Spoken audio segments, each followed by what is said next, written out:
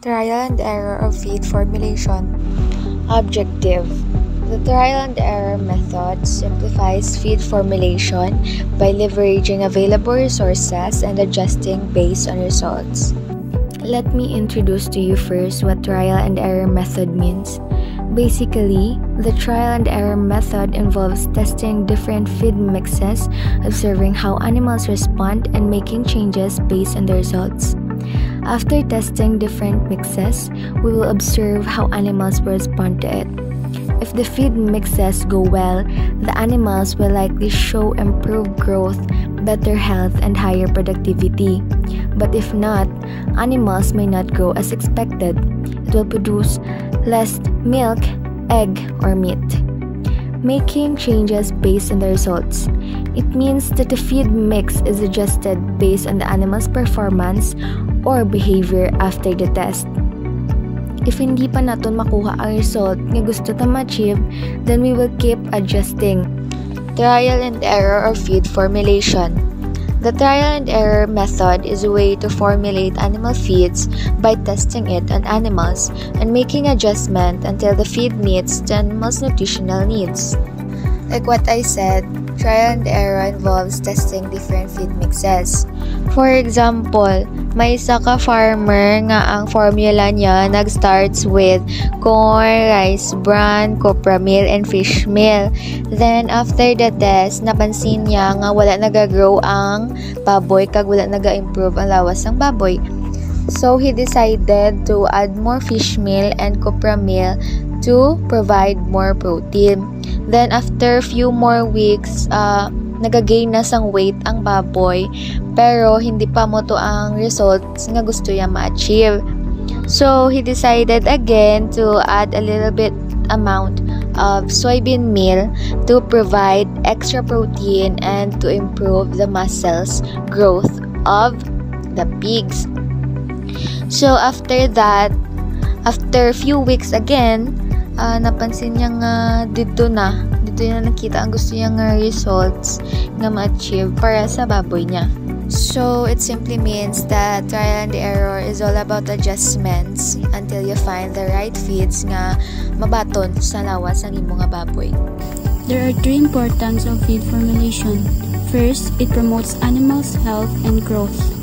Ang tamang kombinasyon ng mga nutrients tulad ng proteins, vitamins, and minerals ay nakakatulong sa mabilis at malusog na paglaki ng mga alagang hayop.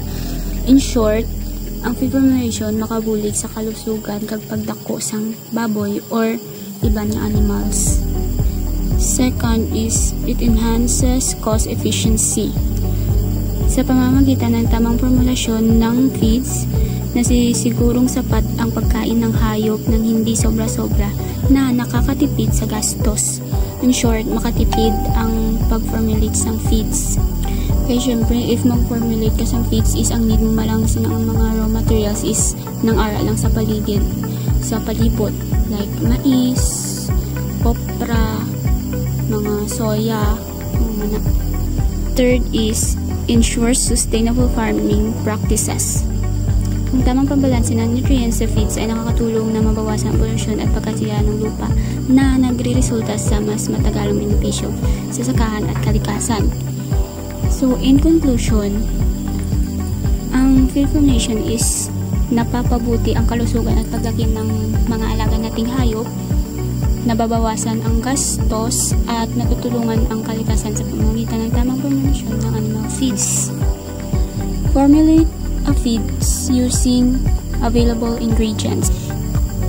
It means is ang pag-formulate sang feeds is kailangan sang like available ingredients nga makita ta lang diri sa palibot ta. Halimbawa, mais, soya, fish meal, at iba pa na mahanap natin dito lang sa paligid.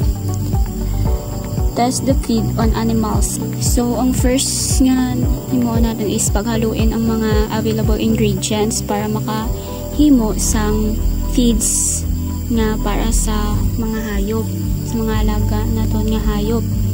Second is subukan ito sa inyong mga alagang hayop.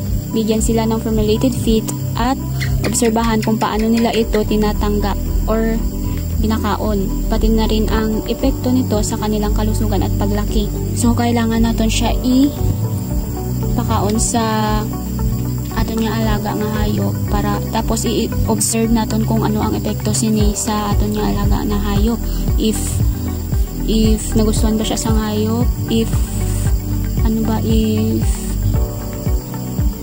nami ba ang epekto sini sa health niya or hindi.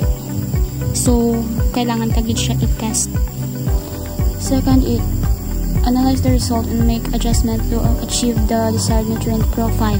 So, pagkatapos ng testing period, suriin ang mga resulta. Tignan kung natugunan ba ang desired nutrient profile at kung may kulang o sobrang nutrients. Batay sa analysis, gawin ang mga kinakailangang adjustments sa formulation ng feeds upang mapabuti pa ang kalidad nito. So, after sang testing period, if kailangan tasing mga adjustment, dapat i-adjust get. If kailangan sang may baguhon or i-correct na sa pag-formulate, so kailangan tagid siya i-correct para sa baboy or sa alaga tang hayop, para mas mag-improve ang quality. Other methods for formulating animal feeds include: first, person square methods, a graphical method that help farmers achieve precise nutrient rations. It's ideal for smaller scale operation or basic operations. Second, computer formulation method, another method for formulating animal feed.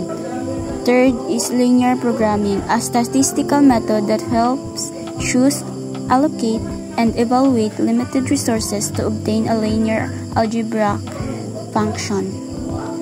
Fourth is trial and error method, a method that involves formulating a feed with available ingredients, testing it on animals, and adjusting the proportion until the desired nutrients profile is achieved.